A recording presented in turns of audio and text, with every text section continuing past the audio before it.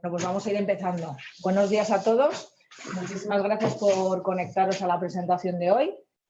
Recordaros que esta presentación vale por 1 hora EFPA y al final de la presentación tendréis las preguntas en la página oficial de EFPA con el test de las 10 preguntas. Bueno, la sesión de hoy va a ser sobre mercados emergentes. Vamos a hablar también de los riesgos macro globales, vamos a hablar del entorno macro. Y para ello tenemos a nuestros 2 expertos, al experto en emergentes, Pedro Pérez, y al experto en macro, jefe de Asset Allocation de TREA Asset Management, Ricardo Gil. Buenos días, Ricardo. Buenos días, Pedro. Bueno, como os comentaba, hemos decidido hablar de renta fija emergente por una razón. Ya hemos visto que en los últimos años la renta fija ha sido bastante complicada de entender. Había complicación en encontrar rendimientos atractivos en los diferentes bonos. Ya sabéis que los tipos de interés estaban extremadamente bajos, incluso algunos en terreno negativo, y era muy complicado encontrar valor. El año pasado nos encontramos con un escenario que nos sorprendió a todos positivamente por un lado y negativamente por el otro, porque es verdad que era un escenario incierto, pero eso abrió una ventana a la renta fija y empezaron a aparecer oportunidades que hacía tiempo que no veíamos. Unas de ellas, unas oportunidades claramente diferenciadoras con respecto a otros activos, fue la renta fija emergente, y de ahí que hoy hayamos decidido darle esta importancia. Si os parece, vamos a empezar a ponernos en contexto global. Y para ello, Ricardo, si nos puedes hablar sobre todo de los temas que más nos han preocupado en 2022, como es tema inflación, tema tipos de interés, y si nos puedes poner un poco en contexto en cómo estará el escenario de bancos centrales, tipos de interés e inflación. Vale, pues muy rápido por introducir el tema. La verdad es que estamos un poco con las mismas, narrativas o miedos que el año pasado, ¿no? O sea, aquí sigue siendo lo más importante el tema de inflación y seguimos teniendo toda la parte geopolítica, ¿no? Entonces, por empezar un poco por ver el marco en el que nosotros nos estamos moviendo para poder hacer el asset allocation y poder ver un poco dónde hay oportunidades en los activos, ¿no? Lo primero es, viendo la experiencia del año pasado, los riesgos que tenemos, ¿no? Pues aparte de lo que, obvio, la parte geopolítica, para nosotros hay tres puntos claves que en realidad giran en torno a lo mismo, ¿no? Pero que los podemos dividir en 3 partes. Uno es la liquidez del sistema. O sea, al final, lo que vimos el año pasado con problemas de liquidez en la parte de en los bonos japoneses, el evento que tuvimos en Reino Unido, eso es la liquidez del sistema, ¿no? Entonces, la liquidez del sistema hay 2 variables que nosotros estamos siguiendo de cerca o que sí que vemos que están más correlacionadas, que es uno el dólar y otro el precio del petróleo. En el sentido de cuando el dólar sube y el precio del petróleo suben, la liquidez del sistema se está quitando, ¿no? Y al revés. Y desde luego, cada vez que ha habido momentos de risk on, por ejemplo, el último que llevamos, ¿no? Desde que empezó en octubre, cualquiera de las pantallas puede ver la correlación que existe con estas 2 variables, ¿no? Aquí hay un apunte que me parece interesante, y es el hecho de que los mercados financieros la cantidad de deuda que hay en el sistema, lo que te hace es que los mercados financieros lo que sirven es para hacer el rolo de toda esa deuda que hay, ¿no? Entonces, por eso es importantísimo la liquidez. Otro de los puntos que nos parece de riesgo y que eso, no es para ahora, pero sí que es para la segunda parte del año fundamentalmente, es el tema del objetivo de inflación del 2% en los bancos centrales. O sea, aquí el problema que hay es que las inflaciones están bajando, las inflaciones van a bajar, la comparativa año contra año nos hace ver que era lo que sería marzo y abril, pero sobre todo marzo, van a ser bajadas fuertes de inflación, pero con todo se van a quedar en niveles altos, ¿no? Entonces, nuestra duda es qué ocurre cuando en junio, mayo, junio sigamos teniendo inflaciones del 4, del 3 y pico y los tipos ya en zona claramente restrictiva, ¿no? Entonces, ahí va a ser el momento clave de ver los bancos centrales hacia dónde van. Si se centran con el 2% de inflación o levantan un poco el pie. Esto va a tener efecto en todos los activos, ¿no? Y luego, por último, por supuesto, todo lo que es la retirada de dinero del sistema de los bancos centrales y del Banco de Japón, ¿no? Que esto empezará en marzo, igual que el ECB, frente al Banco de China, que sigue metiendo dinero, ¿no? Entonces, esos serían los riesgos, pero que la clave es, que es el mundo que tenemos diferente a los últimos 10 años, es el tema de la inflación, ¿no? Y es lo que comentabas al principio, que es la clave, y ahí lo que nosotros vemos es que la gente ha dejado de consumir bienes y está consumiendo servicios. Entonces, eso es lo que es una dinámica que vemos desde finales del año pasado, y la parte de la inflación de servicios es mucho más difícil de controlar que la parte de bienes, ¿no? Entonces, aunque los bienes ya se está viendo que hay bajada, sobre todo en Estados Unidos, en Europa todavía están en 2 dígitos arriba, pero con el tema de inventarios, la producción industrial, por ejemplo, que salió ayer a nivel europeo, pues ya se está viendo que ahí los precios de las cosas van a bajar, ¿no? El tema es que los precios de los servicios, pues aunque en Estados Unidos parece que han doblado, no es tan rápido como está esperando, y en Europa, bueno, pues están ahí, ¿no? Veremos a ver que se van a quedar todavía en torno al 4%. Entonces ahí la clave es este lado, ¿no? La parte de servicios. Entonces la parte de servicios está muy ligada a lo que sería el empleo, ¿vale? Entonces, cuanto más fuerte esté el empleo, más señal te está dando de que la parte de inflación de servicios va a ser más complicada de quitar. Y eso es un poco la disyuntiva que tenemos este año. Hay un momento en que eso pues decide no romperlo o no romperlo. Y la clave ahí es el nivel de empleo. Con lo cual ahí la clave, pues eso es.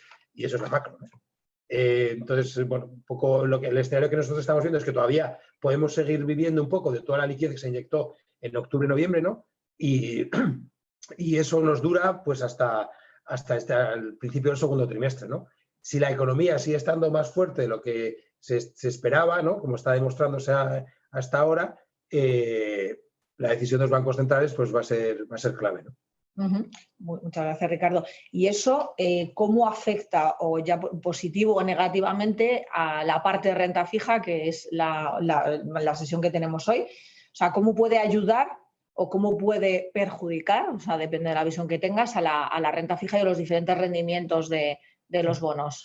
En la renta fija, bueno, ahí absolutamente está Pedro que lo va a matizar todo muchísimo más, pero en la renta fija, básicamente, lo bueno que tenemos ahora, desde el punto de vista de asset allocation o para la gestión de dinero de clientes, es que hay una parte de la renta fija donde sabes que no tienes mucho riesgo, en el sentido de que sabes que tienes un carry que llevamos 10 años sin tenerlo, y entonces tú puedes estar ahí esperando, te da un coste de oportunidad, etcétera, pero el estar en los plazos cortos de todas las curvas, pues bueno, pues ahí te va dando un carry. Podrás elegir mejor si merece la pena el riesgo de crédito o no, etcétera. Pero tienes una parte donde hay verdaderamente un activo refugio, ¿no? Que hasta ahora no existía. Hay mucho de latir ahí en la parte de qué activo es el activo refugio, pero la idea sobre todo es que la parte de renta fija se puede capear el temporal. Ya entra en la parte de los plazos largos, o si merece la pena coger más riesgo en renta fija. Bueno, nosotros, hay un debate interno grande, pero nosotros de momento está ganando la parte de que no merece la pena. Pero sí que es evidente que cuando los bancos centrales cambien el sesgo, que bueno, veremos a ver cuándo cambia, en el sentido de que dejan de subir o por lo menos empiezan a dar mensajes de que esto podría empezar a bajar, pues habría que coger más duración, ¿no? Pero de momento la renta fija nos parece atractiva por las yields que te está dando, el carry que te está dando, y en los plazos cortos esperar un poco a que el entorno se aclare y poder coger más riesgo. Fenomenal, muchísimas gracias. Si ya nos vamos más a la parte de Estados Unidos, Pedro, porque ya sabemos que al final los mercados emergentes, algunos más que otros, dependen mucho también de la evolución de la política monetaria americana. ¿Puedes empezar contándonos un poco cómo ves esta política americana y qué posible relación o consecuencia puede tener con la deuda emergente? Bueno, primero por el final. Desde luego, la deuda emergente son moneda dura, que es el principal mercado emergente ahí que se puede adquirir en España. Es totalmente dependiente de la curva americana porque el 90 y tantos % de los bonos son dólares, eso para empezar. Con lo cual, ¿qué pasa en Estados Unidos? Es extremadamente importante para nosotros, ¿no? Para no extenderme mucho, lo que ha pasado en los últimos 13 días es que simplemente ha habido una reestructuración, un reajuste de las expectativas de tipos.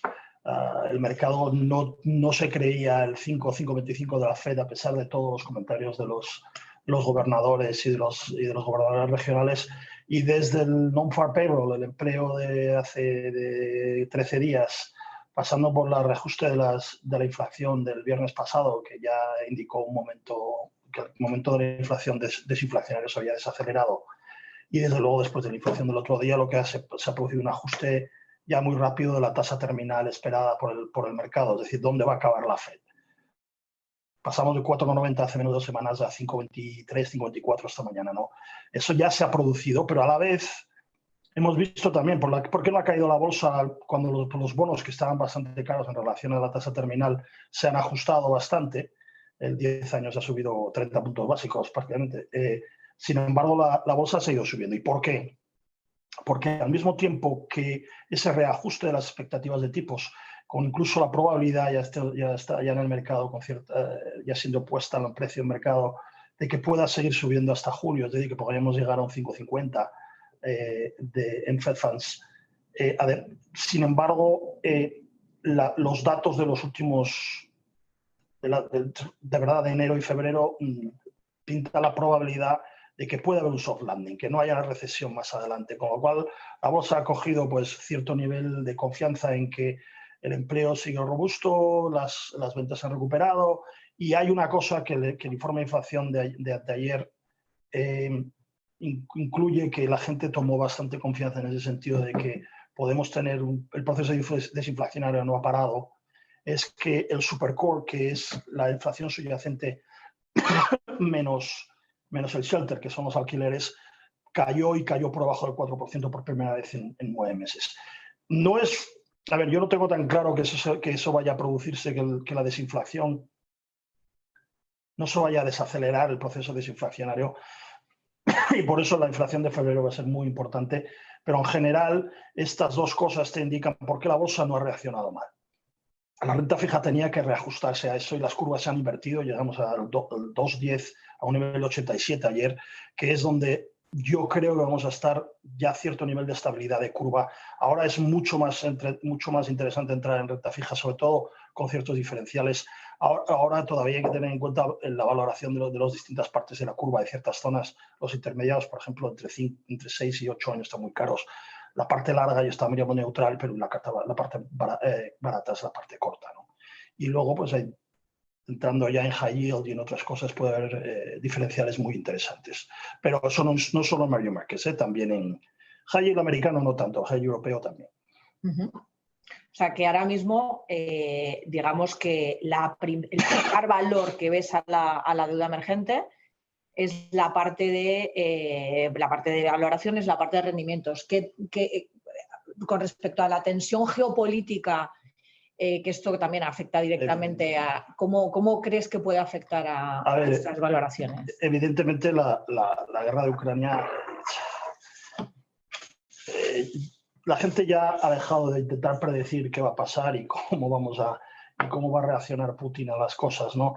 Lo que está claro es que cada vez es más evidente que esto puede durar bastante tiempo si los ucranianos no llegan a un tipo de aceptación de que esta guerra a muy largo plazo no la puede ganar nadie, pero ellos desde luego tampoco. Entonces la gran pregunta aquí es cuánto tiempo vamos a tener esta carnicería y ahora mismo la respuesta es nadie lo sabe. Entonces esa incertidumbre va a afectar a muchas cosas, evidentemente por las nuevas sanciones de Rusia, el acceso a materias primas desde petróleo a metales que Rusia proporcionaba, eso está relativamente restringido, aunque van por la puerta atrás, pero bueno, desde ese punto de vista, de momento es el status quo que ya teníamos desde septiembre-octubre, ¿no? Desde las últimas ofensivas ucranianas. Lo cual no quiere decir, una vez más, es un tail risk, que es un riesgo de cola muy grande, pues puede ser muy positivo o puede ser extremadamente negativo. De momento el mercado ha aprendido a vivir con esto. Mercados emergentes en particular está más preocupado con riesgos políticos en Latinoamérica, donde hay cosas pasando prácticamente todas las semanas. Pero en general el status quo es el mercado está barato y vamos a meternos en mercados emergentes y luego, si quieres, hablamos un poco de por qué decimos que está barato, ¿no? Vale, Pedro, gestionas un fondo luxemburgués que se llama TREA Emerging Markets Opportunities. Este fondo, como su nombre indica, intentas buscar las mejores oportunidades, ¿no? Sin limitarte a ningún área geográfica dentro de la parte de mercados emergentes. Aquí esto es la composición de la cartera que tienes ahora. Veo, por ejemplo, que hay mucha exposición a Latinoamérica y, sin embargo, en Asia un 2%, que entiendo que algo, no sé si tienes algo ahora mismo en China o si no lo tienes, yo creo que es bueno saber por qué tienes esa infraponderación en Asia y correspondientemente en China y por qué esa sobreponderación en Latinoamérica. En Asia, literalmente, siempre es un problema comprar high yield, con lo cual tienes el grado de inversión, lo que es investment grade, está carísimo en spreads, está muy apretado. China en particular, los grandes emisores de investment grade están carísimos. Y el high yield, como se ha demostrado en los últimos años, pero sobre todo durante la crisis de Evergrande y la crisis de Juarón y todo este, básicamente no hay protección jurídica, no hay acceso a colateral. Los covenants, hay que tener mucho cuidado con los bond covenants porque no siempre puedes asumir que se van a cumplir. Por eso no estamos. En general, nosotros andaremos entre un 2 y un 5% en Asia. Ahora mismo no estamos porque salimos de algunas cosas de la India cuando se apretó muchísimo el diferencial. Hemos salido, estamos volviendo a mirar. Y no tenemos China. Miramos algunas de las pocas compañías de real estate, de inmobiliarias, que podían tener sentido desde el punto de vista de los ratios de endeudamiento, pero la verdad es que la decisión de octubre fue, ¿no?, del gobierno chino de empezar a inyectar dinero directamente estas. Aunque primero no creemos que a corto plazo, a largo plazo, la gente se está empezando a dar cuenta de que esa inyección no va a salvar al 60-70% de las compañías, con lo cual ya se ha empezado a dar la vuelta esa subida tan tremenda de precios que hubo. Y dos, digamos, perdimos la oportunidad, literalmente no estábamos mirando a una que estaba un poquito mejor y no nos dio tiempo a entrar.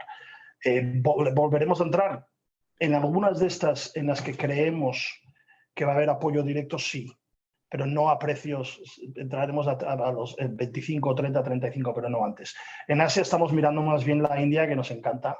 Tenemos una compañía india y una compañía indonesia y estamos intentando ver un poquito si se abren los diferenciales de crédito para comprar un poquito, porque a estos niveles todo el mundo quiere entrar en la India y no hay de verdad nada relativamente interesante. Se ha apretado muchísimo prácticamente todo, sobre todo los cuasi soberanos, y casi no se movió con lo que pasó en Adani. Adani es, bueno, la gente ya sabe lo que ha pasado en las últimas semanas, y Adani no nos gusta precisamente por la estructura. No creíamos, ya no lo teníamos precisamente por la estructura tan complicada corporativa que tiene. Porque la TAM, en general, estamos en empresas exportadoras y empresas de commodities. La TAM es eso, exportación de commodities, super cycle de commodities, es una historia. Y además en sitios como Brasil el año pasado o México, que va a ser la historia de este año, creemos, o sea, la gestión macroeconómica es excelente. Y con Lula ya no tenemos tanta confianza en Brasil, pero desde luego en México ha sido sorprendente cómo Andrés Manuel López Obrador, a pesar de sus cosas populistas, ha mantenido una política fiscal extremadamente responsable y los dos bancos centrales, prácticamente todos los bancos centrales de los países grandes, han empezado el ciclo restrictivo mucho antes que los países desarrollados, con lo cual están en situación. No nos extrañaría ver el peso mexicano por debajo de 18 o cosas así. En Brasil es más complicado.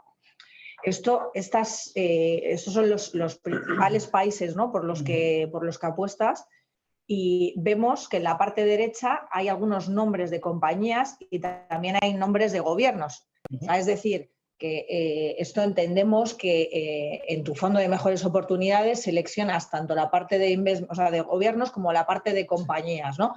Si nos tuvieses que contar un caso que hayas añadido en cartera recientemente o que lleve mucho tiempo o que alguna compañía que forme una parte importante de la cartera, para que nos cuentes un poco por qué la seleccionaste y cuál fue el caso de la compañía. La estrategia Credit Ops, por definición, es como tú dices, no se tiene que plegar a ningún tipo de índice ni a ningún tipo de ponderación, ¿no? Entonces nos metemos donde creemos que hay las mejores oportunidades de valor. O sea, vas a crear la cartera con una hoja en blanco, totalmente. No necesariamente, pero porque tienes un cierto número de restricciones y de qué es lo que quieres, de lo que estás buscando, pero en general no tienes por qué meterte en Asia, que es el 27, ni seguir un índice concreto, aunque sí nos miden contra índices concretos, ¿no? Normalmente, precisamente por eso, las credit opportunities tienden a ser más high yield. El rating medio entre B+ y BB+, que es normalmente donde estamos, somos más bien un crossover fund que un high yield. La mayor parte de las empresas que tenemos serían investment grade si no estuvieran en Turquía o estuvieran en Brasil. Tienen el rating constraint del soberano, y en general lo que intentamos es más corporates, alrededor entre el 60 y el 70% de corporates vamos a atender, y vamos a estar alrededor del 60 y algo por ciento de high yield, ¿no? Es la media normalmente de lo que estamos haciendo y de lo que queremos hacer. Para daros una idea, a mí, por ejemplo, la posición que más me que más me ha gustado y que hemos tomado los últimos meses es en la República Dominicana, donde ha habido una mejora.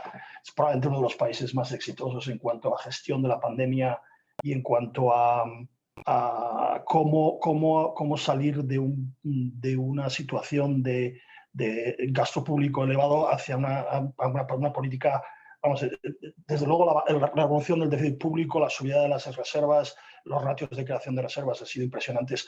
Es uno de los países más exitosos ahora mismo. Creemos, ya se ha producido un upgrade, creemos que va a estar muy cerca de investment grade en los próximos 2 años, con lo cual seguimos con esta estrategia de convicción en ella. Por deciros un país soberano, ¿no? Porque es aproximadamente ahora mismo tenemos entre soberanos y soberanos casi el 40% de la cartera.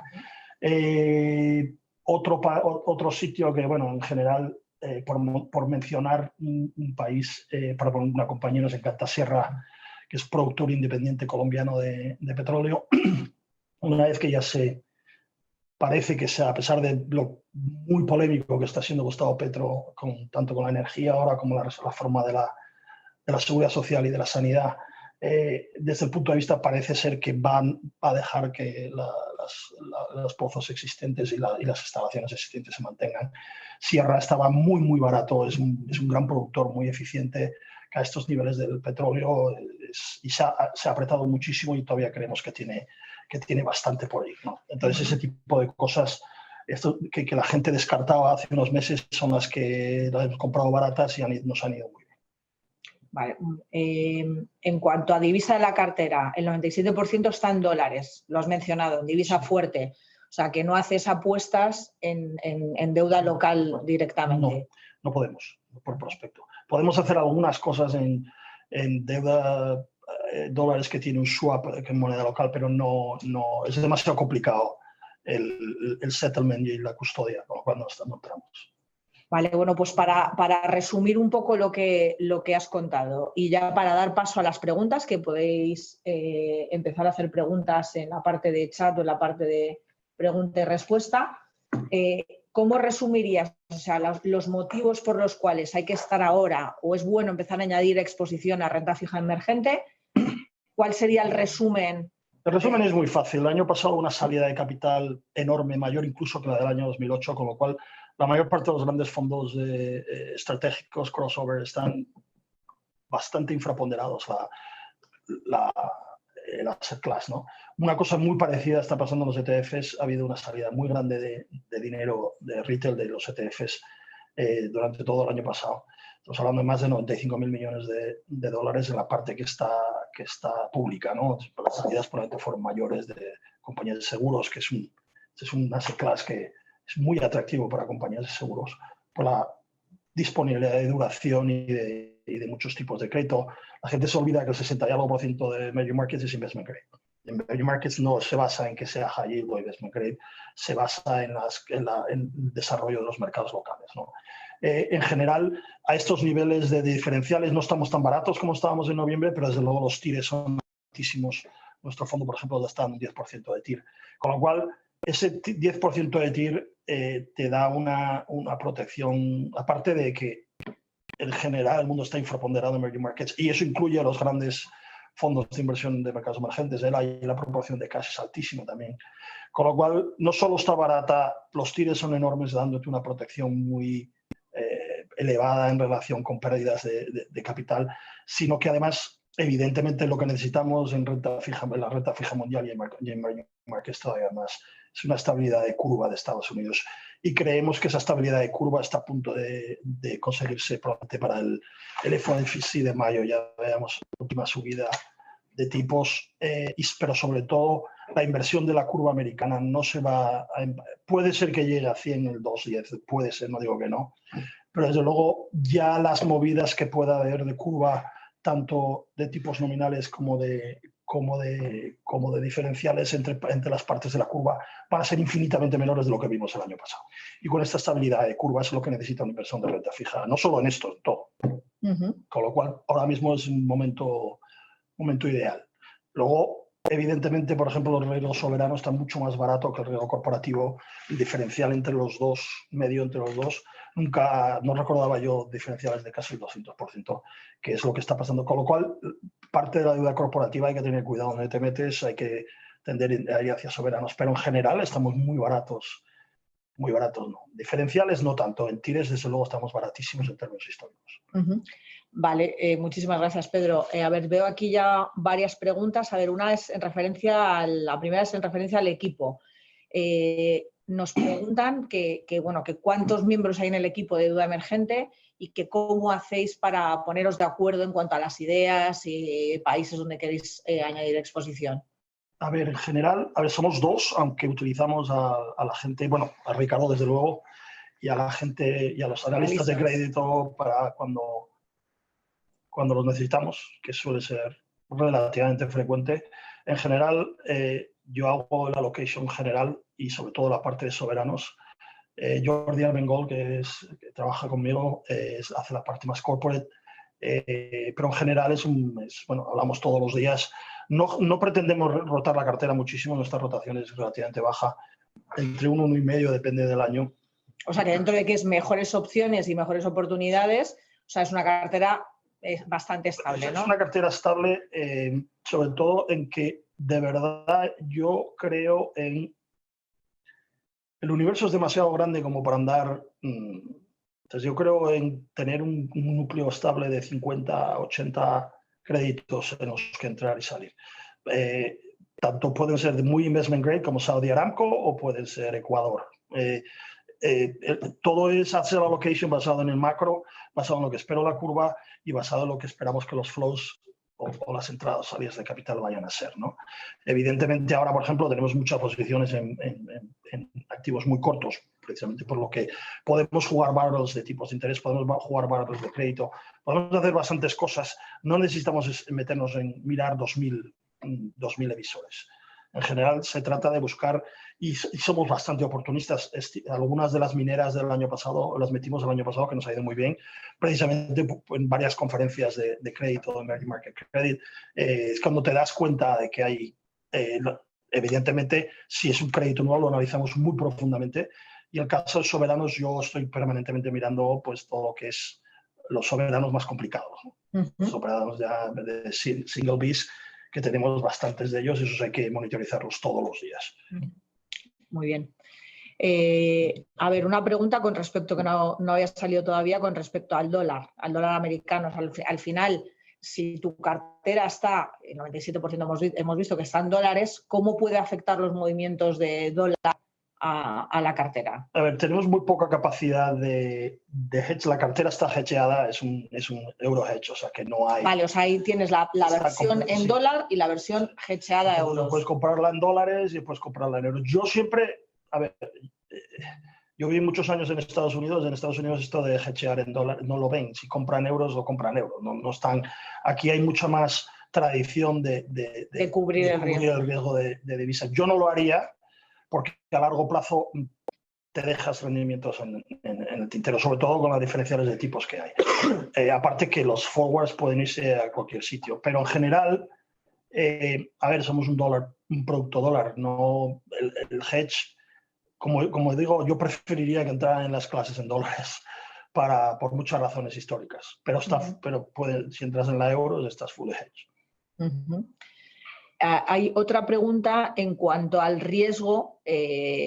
O sea, hay un oyente que pregunta que ha corrido ya bastante, tanto la deuda emergente como la parte de high yield, que si crees que va a descansar un poco y que se van a estabilizar un poco los rendimientos y que si merece la pena añadir riesgo, porque al final es un activo, evidentemente es un activo algo más arriesgado o algo más volátil que la deuda tradicional, pudiendo comprar, por ejemplo, un Treasury a 6 meses americano al 5%, si realmente merece la pena o compensa ese riesgo extra que... Grandísima pregunta. Primero, que sí que en enero nos fuimos, hasta la primera semana de enero, hasta Northern Payroll, la verdad, los rendimientos eran del medio de los índices y nuestros eran del 4%. Desde el ajuste de expectativas de tipos y la subida de tipos y el desplazamiento arriba de la curva, ha quitado casi un 2% de eso del mercado. Ahora mismo estamos entre el 1,5 y el 1,60 prácticamente todos los índices y nosotros mismos. O sea, primero está mucho más barato que estaba hace 3 semanas. Segundo, Ese es un debate que tenemos todos los días, Ricardo y yo, sobre, de hecho nosotros tenemos bastante deuda de 2 años o menos. La pregunta es, ¿merece la pena estar en a 5%? Pues la verdad es que sí. Pero tú tienes una cosa, tú tienes un 10% que te estamos dando.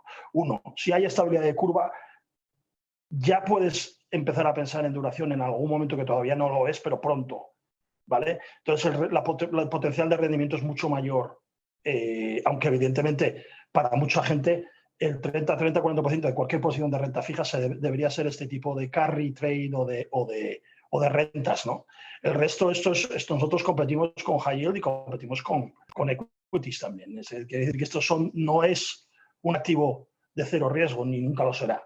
Por eso te digo que esto debería ser parte de cualquier cartera. Los grandes fondos globales tienen aproximadamente entre un 20 y un 30%, depende del año, hay gente que mete más. O sea, pero esto es como una parte de diversificación de la cartera. No se puede mirar como meterse en una letra del Tesoro americano a 5,25, que es donde van a llegar. A ver, hay varias preguntas. A ver, si el mercado considera que la probabilidad de un soft landing es más elevada que hace 3-5 meses, ¿por qué no comienzas a incrementar la duración? Otra grandísima pregunta. Hemos tenido este debate también hace 3 semanas. Nosotros estábamos empezando un barbell de tipos de interés, estamos sobre todo en 2 años y tenemos bastante posición a partir de 20 años, que es la parte de la curva que más nos gusta. Está clarísimo que en todas las curvas de países desarrollados el sector más caro es el intermediate, ¿no? Si veis todos, hay 2 jorobas en todas las curvas. La duración no la compramos porque la duración en dólares ya la teníamos, pero no aumentamos porque la duración en dólares la vemos cara a neutral. Ahora mismo, después de esta subida, está casi neutral. Estamos esperando, pero entraríamos por ejemplo, estamos mirando el 20 años americano y bastantes bonos de rating alto, de investment grade de mercados emergentes, para entrar cuando el 4 años se acerca el 20 años se acerca al 4%. Grandísima pregunta, porque es parte del proceso de inversión de mercados emergentes y tiene que serlo.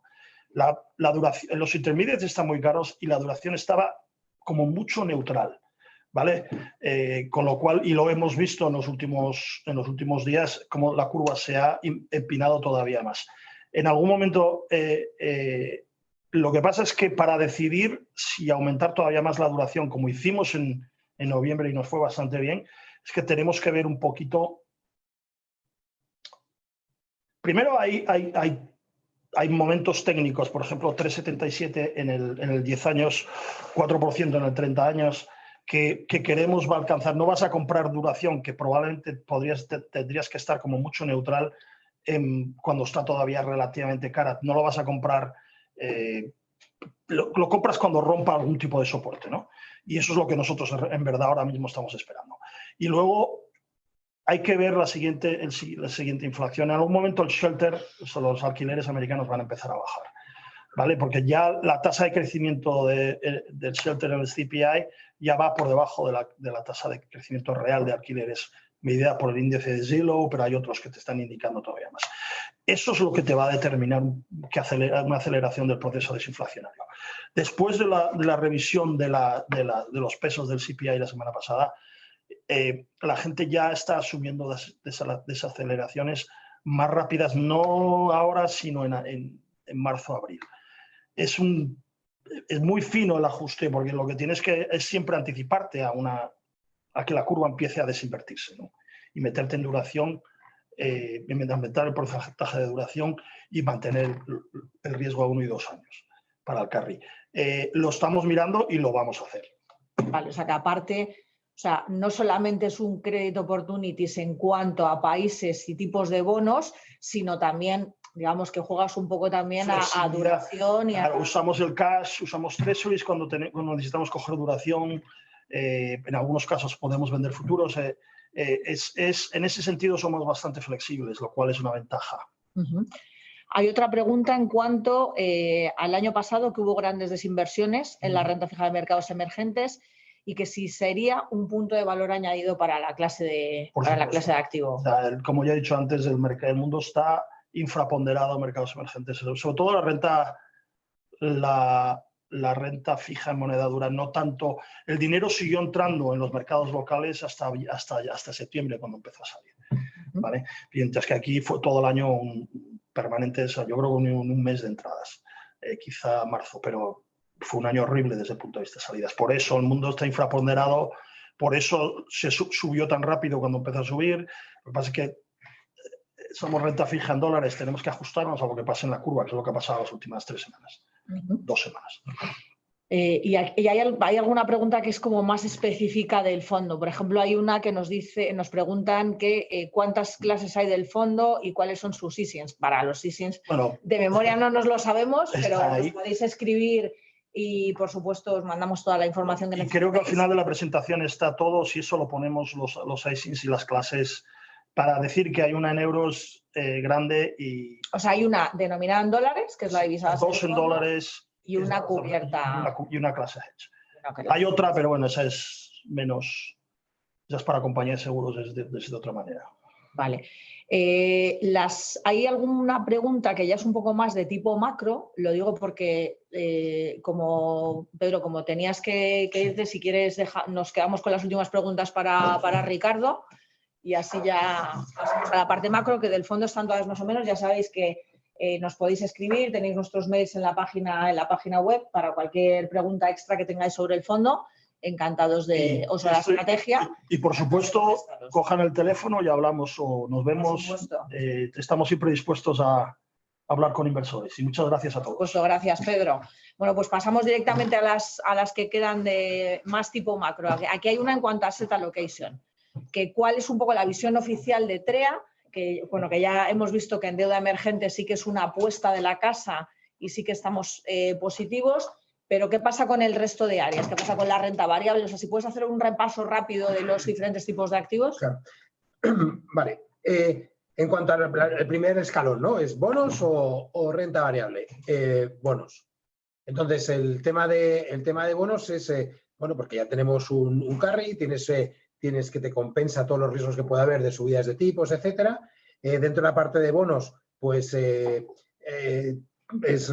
corporativos, o gobiernos y qué parte de riesgo, ¿no? Entonces, de momento estamos todavía en la parte de cogiendo riesgo de crédito. Sí que es verdad que ha estrechado mucho, sí que es verdad que ha corrido mucho, tal, pero todavía le creemos que le queda algo. Es verdad que si lo miramos, por ejemplo, con respecto a desviaciones estándar, ¿no? Pues hemos pasado de la media, estamos ya en una, que se puede estirar esto un poco más hasta 2, pero sabes que en 2 ya te queda poco que rascar, ¿no? Entonces, bueno, estamos ya en la parte de que queda poco que rascar, pero en la parte de muchos, digamos, de high yield, todavía tenemos algo. Donde tenemos más es en la parte de corporativo. Entonces, lo que vemos es, conforme va pasando el tiempo, es ir quitando riesgo, que ha ido bien, e ir yéndonos a posiciones más conservadoras, ¿no? En lo que sería bonos. Todos con duraciones cortas, 2 años máximo, etcétera, y aprovechando que estamos todavía con la parte de subida de tipos de interés, bueno, pues reflejar eso, ¿no? En la parte de equity, o sea, preferimos tener bonos a equity porque al final te da mucha más estabilidad y la volatilidad te la baja muchísimo, ¿no? Eso no quita que en equity no haya oportunidades, ¿no? Eso está claro. En general, lo que sí que vemos es que la parte de Europa, bueno, pues todo lo que es empujado por todo lo que son bancos y financieras y tal, todavía le queda otro trimestre más, ¿no? La segunda parte del año lo vemos más complicado, entonces ahí sí que preferimos tener más Europa. En la parte de Estados Unidos, pues ahí lo que nos gusta menos desde el punto de vista de asset allocation es todo lo que serían las tecnológicas grandes, ¿no? Todo lo que son los pesos pesados ahí, pues ahí le vemos un poquitín más complicado, ¿no? Y en la parte de emergentes de renta variable todavía no, pues ahí todavía seguimos sin ver, ¿no? Son los que están más baratos, pero todavía no vemos ahí riesgo. Ahí lo que estamos esperando es siempre, cuando empecemos a comprar la parte de emergentes, que sería el proxy de un desarrollado, serían las small caps, ¿vale? Esto es en el momento en que ya la macro ya se haya venido para atrás, ¿no? O sea, cuando estemos en el agujero, más agujero de recesión, etcétera, pues ahí es porque son los primeros que saltan, ¿no? Y los primeros que salen. Así que de momento estamos, digamos, más o menos prudentes, pero afortunadamente se puede ganar dinero, ¿no? O sea, que hay bastantes cosas, ¿no? Que hay bastantes activos donde se puede sacar rentabilidad. Aquí hay una pregunta directamente sobre qué opinas sobre el último dato de inflación del martes y si crees que que el dólar puede seguir tirando por este motivo. Claro, lo comentaba un poco Pedro, ¿no? Al final aquí lo que estamos viendo, ¿no? Yo recuerdo hace un tiempo era el dato de empleo, ¿no? Donde todo el mundo estaba muy nervioso, etcétera, para ver si había actividad o no había actividad, y ahora hemos pasado a la parte de inflación, ¿no? Un poco exagerando, porque ya estamos pues, hablando del tercer decimal, etcétera, ¿no? Entonces, bueno, a grandes rasgos, que yo creo que es un poco como hay que mirar estos datos y ver un poco la tendencia, ¿no? Pues a 3 meses, la media de 3 meses, etcétera, lo que sí que se ve es que los precios de los bienes están bajando, llevan 3 meses bajando, ¿no? Los bienes finales, bienes duraderos, ¿no? Bienes no duraderos, pues están ahí, bueno, pues subiendo algo, pero bastante flojos. Y el tema fundamental es la parte de servicios, ¿no? El último speech de discurso de Powell lo decía bastante claro. Los bienes están bajando. Lo que nos queda ahora son las casas y lo último que queda son los servicios. ¿Cuál es el problema de los servicios? Lo que comentábamos antes, que es la parte que es más difícil de controlar y es la parte que más empleo genera. Con lo cual, si el empleo está funcionando, es muy difícil ver que las inflaciones bajan. Entonces, lo que nosotros creemos es que, y el principal riesgo que vemos es que con respecto a la inflación del martes, que todo esto va más lento. O sea, que va a haber que la inflación de Estados Unidos, por ejemplo, del 6, te va a bajar al 4 y pico, sí. Y en Europa te va a bajar también a tasas del 4,5, sí. Pero el problema, el riesgo que hay es que se quede ahí. Y es un poco, o sea, todavía es pronto, pero es el tema yo creo que es de este año, ¿no? O sea, que sigue siendo temas de inflación, los bancos centrales ya están muy cerca del final, pero ya queda el siguiente, ¿no? El siguiente tirón, que es, bueno, y ahora para controlar esto, porque claro, hay que tener en cuenta que ellos actúan con respecto a 9 meses o 10 meses, o sea, están pensando en la inflación de diciembre o pensando en la inflación de marzo del año que viene. Entonces, hay un punto donde se va a ver que es difícil bajar la inflación. Entonces, ahí tendrán que elegir o paran esto de verdad, que es decir, generan desempleo de verdad y provocan una recesión, o no, o lo dejan seguir. En cualquiera de los dos casos, el efecto de los precios de los activos es importante, porque si nos dicen que la inflación a partir de ahora va a ser del 3,5, bueno, pues ya todo el mundo se tendrá que ajustar, ¿no? Ya no podrás pedir rentabilidad desde el 3, sin riesgo, ¿no? Para la parte de rentabilidad igual. Vale, hay una pregunta también sobre el precio de las materias primas, o sea que al final, que también están muy relacionados con la inflación, o sea, en cuanto a energía, petróleo, o sea, ¿cuál es un poco tu opinión sobre bueno, ahí lo que la casa está en la parte de equity, que lo miran más, aquí está todo el mundo jugando la parte de apertura en China, ¿no? ¿Cómo va a ser, tal? De momento, como es claro, es de febrero, todos los datos de economía real, pues no aportan mucho. Entonces, lo único que estamos viendo es que el Banco Central está metiendo mucho dinero, ¿no? Y está tratando de hacer pues, todo tipo de regulaciones para evitar que no quiebre ninguna empresa y para evitar que el dinero no deje de fluir, ¿vale? Entonces, en esa apertura, pues ahí lo que tendremos es, en teoría, una subida de las materias primas. ¿Que haya pasado ya o no? Lo que sí que es cierto es que empezamos con niveles muy bajos de inventarios. Y entonces sí que puedes tener ahí un squeeze, ¿no? Eso sería para producciones industriales, etcétera, ¿no? Y lo que sería inflación de precios industriales. En cuanto al precio de energía, que al final en enero todavía se notó en Estados Unidos y aquí en Europa se sigue notando, que son gasolinas, etcétera, ahí es un tema que creemos que todavía puede haber presión. Mientras las economías sigan funcionando y sigan funcionando porque la demanda interna sigue fuerte, va a seguir habiendo presión en la parte de energía, ¿no? Con lo cual, el petróleo, pues eso, bajar de los 80s, 75 y tal, es complicado, pero también hay que tener en cuenta que hay un nivel donde hace daño. Y hace daño por lo que comentamos, porque al final es del pastel de renta que tienes, vas a tener que dedicarlo más, ¿no? Con lo cual, materias primas, lo que se está viendo es alimentación y los que son los commodities, los soft commodities, ¿vale? El grano, etcétera, sigue fuerte y eso parece que va a seguir fuerte. Y lo que es la parte de energía, pues las petroleras ya han recogido la parte de equity, lo que ellos creen es que ya han recogido ese escenario bueno, pero que es difícil ver bajadas, ¿no? Vale, fenomenal. Pues muchísimas gracias, Ricardo. Pues de macro ya no hay más preguntas. Hay una última que sería con respecto al fondo de deuda emergente. Nos preguntan si la parte de exposición en India de Pedro es en renta fija corporativa o en gobierno. En este caso es en renta fija corporativa, que es donde más valor encuentra. Recordemos que, bueno, que el fondo es un fondo de mejores oportunidades que puede tanto meter la parte de deuda gubernamental como la parte de corporativa. En el caso de India es corporativo. Y bueno, más o menos yo creo que están respondidas todas las preguntas. Agradeceros a todos bueno, pues vuestra asistencia. Recordaros que ahora tendréis el test de preguntas en la página de EFPA. y que, por supuesto, si queréis contactar con cualquiera de nosotros del equipo de TREA, estaremos encantados de, bueno, pues de avanzar más en cuanto a la información y de responderos cualquier pregunta que se os haya quedado en el tintero. Muchísimas gracias, muchas gracias a Ricardo y a Pedro por esta presentación y esperemos que haya sido de vuestro agrado. Muchísimas gracias a todos.